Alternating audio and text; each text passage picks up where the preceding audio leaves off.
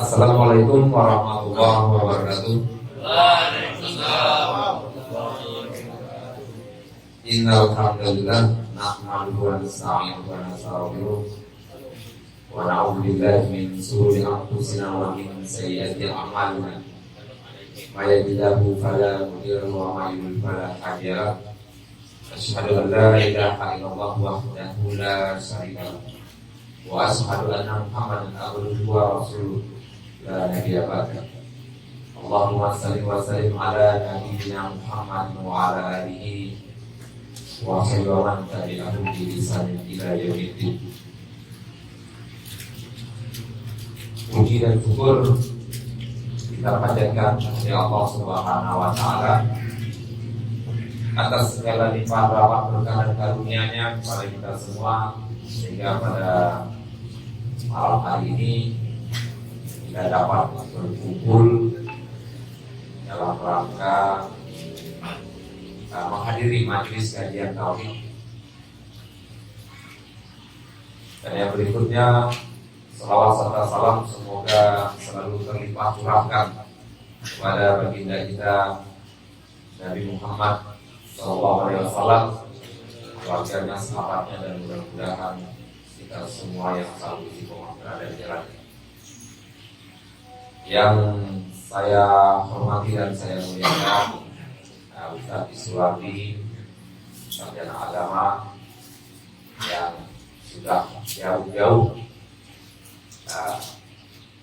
membawa mutiara ke Kabupaten Melawi, dan kebetulan juga di Kabupaten Melawi ini sedang kemarau, Ustaz. Mohonlah kiranya malam ini diguyurlah hujan itu sederas-derasnya dan sebasah-basah. Dan terima kasih juga kepada ayahanda kami Haji Robi, Ketua NU Kabupaten Melawi yang kebetulan hadir. Kalau sudah Ketua NU yang hadir nih, insya Allah barokah bagi desa Ketua. Wujud. Berikutnya juga Ketua Masjidul Abab yang insya Allah besok akan kita adakan kajian tahun ini juga live. Komandan kami pihak keamanan, dan pada seluruh jemaah Ikhwan Serpampat yang ada di Kabupaten Melawi, dan kru kader Tauhid Rabbani ya, yang selalu sedia menemani perjalanan ini. Tidak perlu mungkin berpanjang lebar, karena yang berpanjang lebar harusnya Ustaz Iswardi. Saya hanya ingin mengucapkan terima kasih kepada Ustaz yang sudah sudi kiranya untuk datang ke Kabupaten Melawi ini.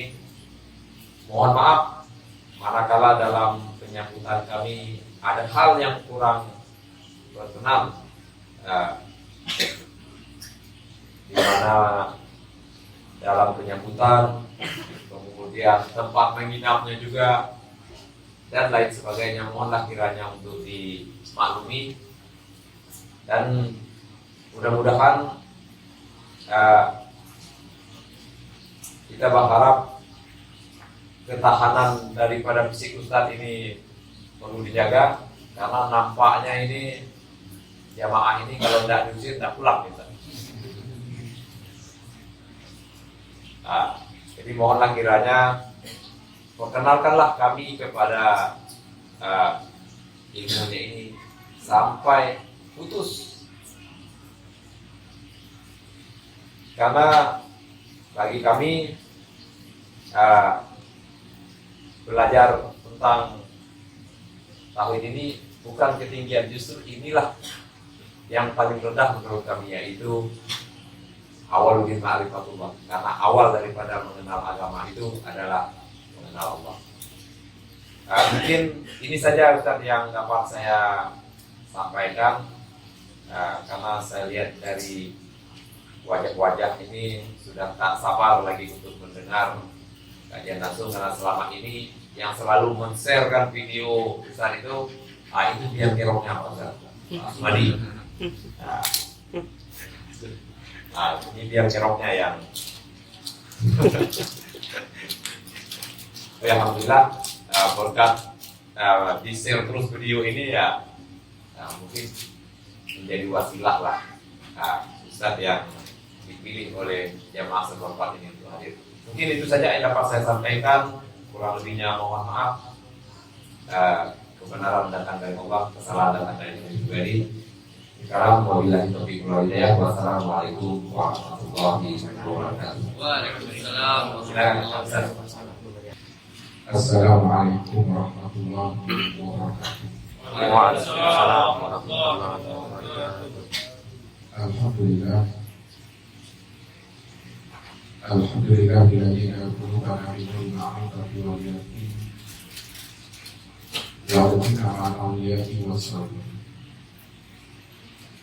Wassalatu wassalamu ala sayyidina Muhammadin nabiyyi sayyidil mursalin wa ala alihi wa sahbihi rasulillah. Allah Ta'ala di Quran Al-Karim. A'udzu billahi minasyaitonir rajim. Bismillahirrahmanirrahim. Sanurihim ayatina fil afaqi wa fi anfusihim hatta yatabayyana lahum annahu al-haq. Wa bil ardi ayatun lil mu'minin wa fi anfusikum afala tubsirun. Sadaqallah. Bapak Ibu, saudara-saudara, Sibuk Bayu, keluarga besar Bapak Widya, serta bapak-bapak dan ibu-ibu dan adik remaja Kabupaten Melawi yang dirahmati Allah. Tiada seindah kata dan seluruh ucapan mari kita senantiasa bersyukur, berzikir dan bertawakkul kepada Allah Subhanahu wa Ta'ala yang telah mengelenggang keluarga kita dalam setiap waktu, setiap momen tersebut daripada perjalanan kehidupan dari alam dunia ini tidak lepas daripada pengawasan Roh Kudus. Warobuka bikulli syai'in hafiz. Bahwa sesungguhnya Allah itu adalah zat yang senantiasa maha mengawal dan maha mengawas. Tentunya kehadiran Allah itu asma wa dia senantiasa maha mendengar apa yang terbentuk dan melintas di dalam hati dan apa yang menjadi rahasia wa'ala, dan dia maha melihat dari setiap apa yang kita lakukan. Apakah kita setiap hari, setiap waktu kita mampu untuk selalu istiqomah berjalan dan meniti di atas jalan hidayah yang petunjuknya, atau sebaliknya kita berjalan di atas jalan dosa dan maksiat. Inilah kata Allah. Wala ta'maluna min amalin ila kuna alaikum subuh. Tidak ada sebesar-besar suatu aktivitas dan perbuatan yang kita lakukan dalam hidup ini. Mulai sejak kita bangun pagi hingga kita kembali kembali, bahkan sampai lepasnya, bukannya kita itu meninggalkan tubuh sendiri, melainkan Allah itu yang menjadi bukti. Allah itu yang menjadi saksi dan setiap apa yang kita lakukan. Selawat dan salam kepada baginda Rasul Nabi Muhammad Sallallahu Alaihi Wasallam. Allahumma sholli ala Muhammad wa ala ali Muhammad. Bapak Ibu, saudara-saudara, seluruh baik, para pemimpin dan para pencari Tuhan yang dirahmati Allah. Sebagai seorang paroki, tidak ada pintu bagi dirinya untuk melakukan suatu muhasabah dan musyahadah dengan Allah. Karena memang Allah itu dalam utarakan akan menghasilinya kepada Allah. Wal awalu wal akhir wa zahir wal batin. Dialah yang awal. Awalnya itu tidak ada wujud, tidak ada permulaan. Dan dia pula yang katakan yang akhirnya juga tidak ada pangkalnya atau tidak ada kesudahan. Wasol, dan juga dia adalah yang zuhud. Dia ada berupa dan dia ada berbentuk. Namun segala bentuk dan rupa itu adalah kenyataan alam dunia. Walaupun dia juga adalah yang batin, tapi itu tidak tersembunyi karena dia sangat aman, terlalu terang, terlalu nyata daripada segalanya. Begitu Allah mengutarakan akan rahasia ini kepada kita sudah kita mampu memahami akan rahasia kebutuhan Allah pada diri. Sehingga tidak ada lagi namanya mimpi, tidak ada lagi namanya tahu, tidak ada lagi namanya kita yang hidup antara kita dengan Allah untuk melakukan suatu usaha. Menyaksikan Allah itu secara kesulitan. Inilah sebenarnya puncak keimanan bagi seorang yang telah benar-benar meyakini dan mengimani Allah itu sebagai Roh dan Tuhan. Bukankah Allah itu selalu mengingatkan akan diri kita ini? Wa qul rabbaka hatta ya'tiyaka al-yaqin. Sembahlah akan dirimu, sembahlah akan Rohmu, akan Tuhan, sehingga betul-betul terwujud di dalam Tuhan, muncul di dalam hatimu suatu keyakinan. Kalau Allah mengutarakan itu kepada kita untuk menyembah akan dirinya, betul-betul hati kita itu betul muncul suatu keyakinan. Kalau menyembah Allah itu mesti terlebih di dalam rohani kita ini suatu keyakinan. Yakin itu apa sebenarnya? Yang dikatakan yakin itu adalah al-iman. Yakin itu adalah kesempurnaan iman. Kalaulah yakin itu adalah kesempurnaan iman atau iman yang sempurna, yang mesti dimiliki oleh setiap hambanya, lalu iman yang sempurna itu yang seperti apa sebenarnya kata Rasul? Iman yang sebenar-benarnya yang dimaksudkan oleh Rasul kepada umat ini, al-iman antuk minu'yu'yakillah. Iman itu dimana kamu betul-betul telah menyaksikan kewujudan Allah zahir dan batin pada sekalian alam dan sempurna pada diri. Kalau Allah telah mengutarakan melalui lisan Nabi-Nya untuk menyaksikan wujud kesempurnaan Allah pada alam dan pada diri kita, itu artinya sebagai seorang mukarram, sebagai seorang arifillah yang dimiliki di dalam hatinya ini satu ketajaman rohani. Tentu dia mampu memahami dan memikirkan. Dan setiap apa yang Allah utarakan kepada ini, awalnya kita kalau tidak musik.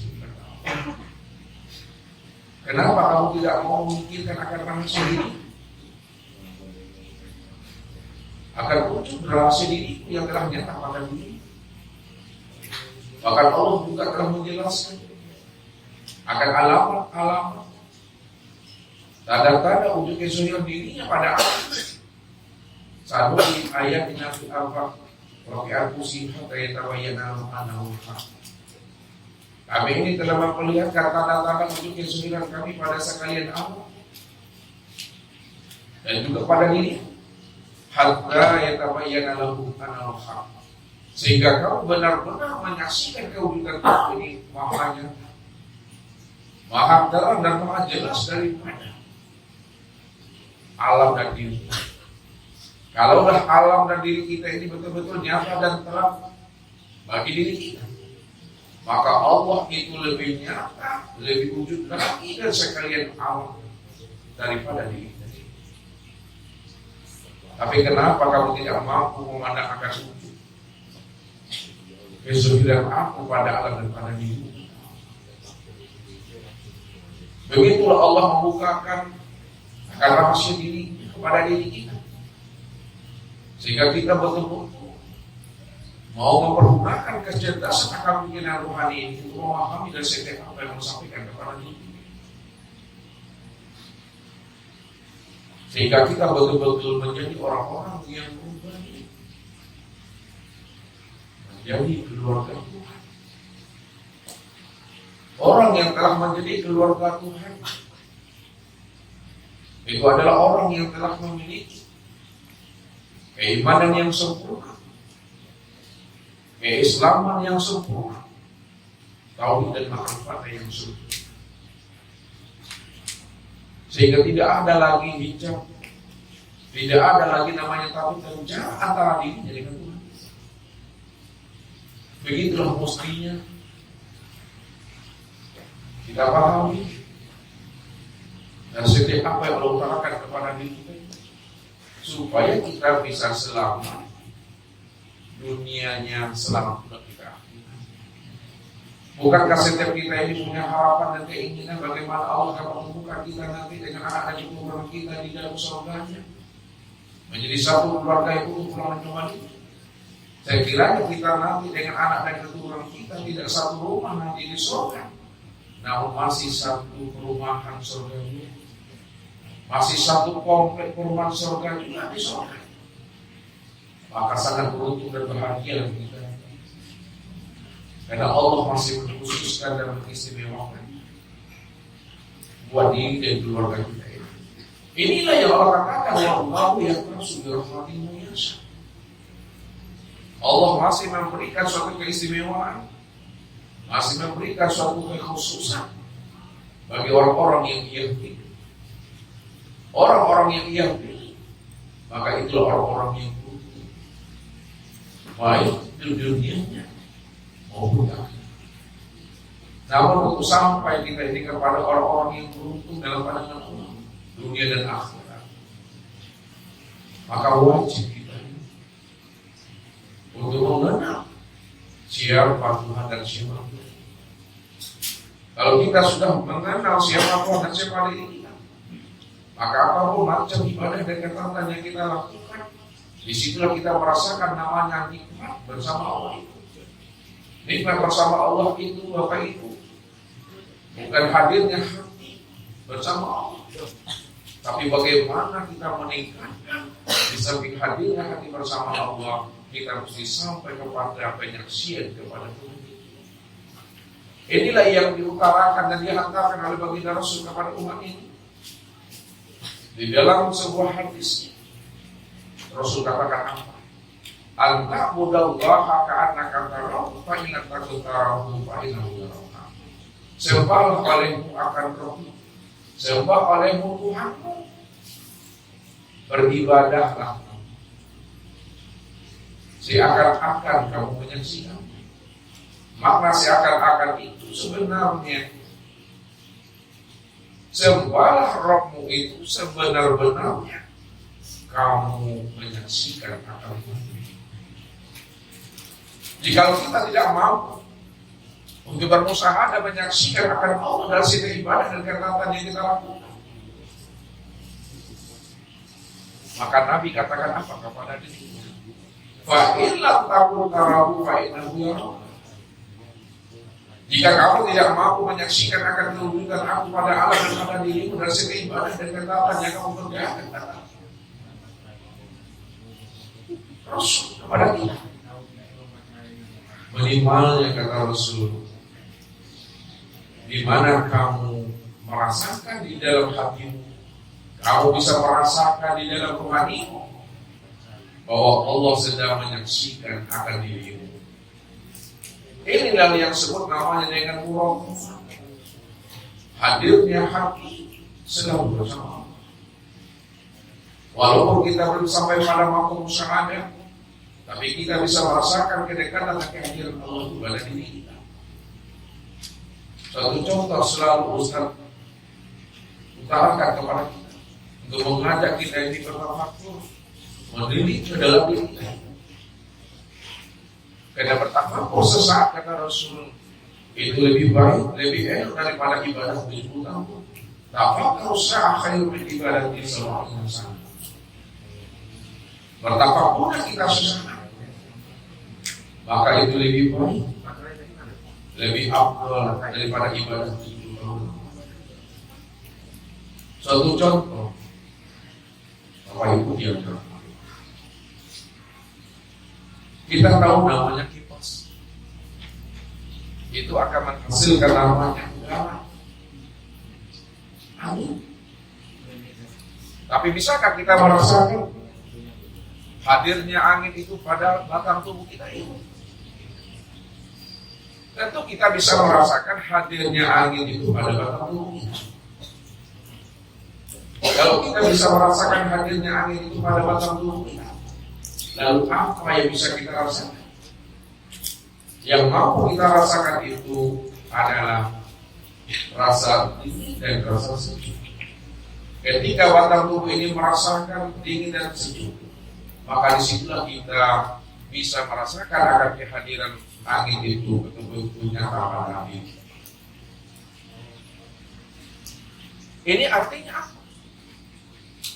Kalaupun kita belum mampu kepada penyaksian, walaupun kita belum sampai kepada makom menyaksikan, minimal kita bisa merasakan kehadiran Allah itu betul-betul hadir pada diri. Jadi kalau kita belum mau menyaksikan Allah, dan setiap ibadah dan ketaatan yang kita lakukan meninggalkan Rasul, kita mesti mampu merasakan akan kehadiran Allah itu pada diri kita ini. Kalau bisa, bagaimana kita merasakan kehadiran Allah itu pada diri? Kalau angin, dingin dan sejuk. Kalau hadirnya Allah pada diri kita ini, itulah yang disebut namanya dengan hidup. Hayat itulah sebenarnya rasa hadirnya Allah pada diri kita. Kalau tidak ada namanya hidup, tidak ada namanya hayat, maka kita ini tidak akan bisa melihat, kita tidak bisa mendengar, kita tidak bisa berbicara, tangan ini tak bisa kita angkat, kaki kita juga tidak mampu kita melangkah. Tapi kenapa kita bisa melangkahkan kaki dan menggerakkan tangan? Kenapa batang tubuh ini bisa bergerak, berbuat dan beraktivitas? Itu karena ada hayat di dalam. Inilah yang Allah katakan kepada diri kita. Wa fi anfusikum afanus. Diriku ini telah wujud pada dirimu, kenapa tidak kamu pikirkan kata Allah? Maka sebagai seorang yang ulil albab, orang-orang yang memiliki ketajaman dan kepahaman yang dalam, tersimpan di dalam rahasia dirinya sebagai bentuk anugerah Allah kepada dirinya, tentu dia membaca dan menilik akan kebesaran Allah pada dirinya. Semakin dia tilik kebesaran Allah pada dirinya, semakin sadar dan tahulah dia bahwa dirinya itu tidak pernah lepas daripada pengawalan dan pengawasan Allah. Wa huwa ma'akum aina ma kuntum. Di mana saja kamu berada, dia tetap selalu hadir bersama diri. Itu artinya di mana kita ada, di situ ada Tuhan. Kalau kita paham dan mengerti tentang kalam-kalam Allah yang Allah sampaikan kepada kita, di mana kamu ada, di situ ada aku, maka disitulah suasana batin itu akan hidup. Suasana rohani itu selalu akan hidup. Dia selalu merasakan bermahabbah dengan Allah. Maka inilah tingkatan daripada tasawuf, tingkatan dari ilmu tarikat, tingkatan di dalam rasa dan rasa yang sudah bisa dirasakan bahwa hubungannya dengan Tuhan jauh yang tidak berantara, dekat yang tidak bersentuhan, karena dia mampu merasakan akan kehadiran Allah itu bikuli sayyidin mungkin. Kehadiran Allah itu meliputi akan segala yang wujud. Tidak ada yang tidak wujud yang tidak ada Tuhan di sini. Makanya orang-orang yang tidak mampu merasakan kehadiran Allah pada setiap yang wujud, itu disebabkan karena hati dan jiwanya itu berada dalam keadaan sunyi. Hati dan jiwanya itu dijajah dan dibelenggu serta dirantai oleh nafsu dunia dan akal itu. Bagaimanapun Allah mengutarakan kedekatan dan kehadiran dirinya kepada diri kita, bahwa dirinya itu lebih dekat dengan diri kita ini daripada dekatnya rasa dan perasaan itu pada diri kita. Namun orang yang mana hati dan jiwanya berada dalam keadaan gelap dan suluman, dia tidak akan pernah bisa dan tidak akan pernah mampu untuk merasakan akan kehadiran Allah itu berserta akan ini. Inilah yang mesti kita pahami. Sehingga Allah, sisa-sisa umur dan usia kita ini, sebelum ruh itu melepaskan cangkangnya, sebelum ruh itu melepaskan akan kesingnya, maka kenalilah Allah itu dengan baik, kenalilah Allah itu dengan sempurna, betul-betul dengan pengenalan yang sempurna, sehingga kita tidak lagi bertuhan dengan imajinasi kita, bertuhan dengan khayalan kita. Karena apa yang kita khayalkan tentang Tuhan itu bukan aku, kata Allah. Apa yang kita renungkan, apa yang kita bayangkan tentang Tuhan itu bukan aku. Itu adalah hasil pemikiran, khayalan dan imajinasi, kata Allah.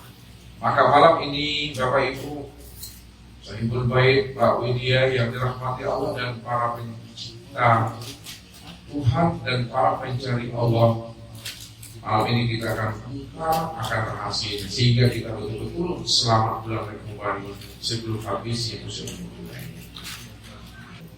Maka sebelum kita ini diperintahkan oleh Allah untuk menunaikan suatu ibadah dan ketetapan kepadanya, maka Nabi mengatakan awalul ma'rifatullah.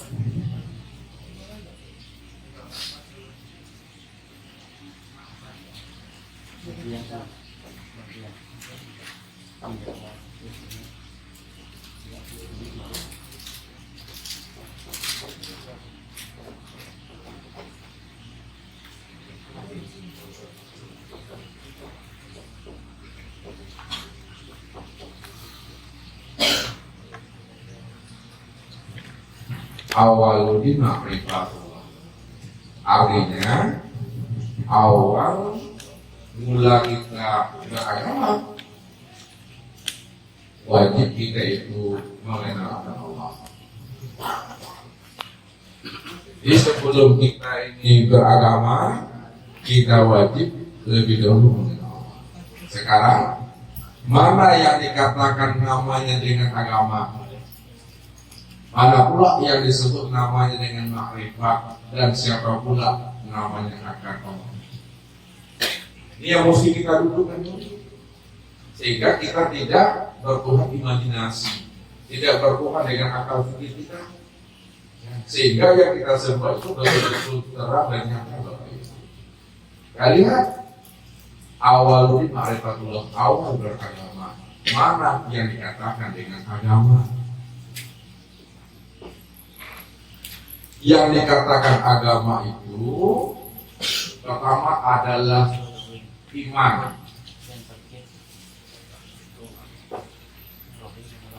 Yang kedua, yang dikatakan agama itu adalah Islam.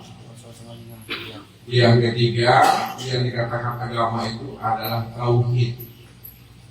Dan yang keempat, yang dikatakan agama itu adalah ma'rifat. Jadi, yang dikatakan agama, iman, Islam, tauhid dan ma'rifat. Orang yang tidak beriman itu belum dikatakan dia orang yang beragama.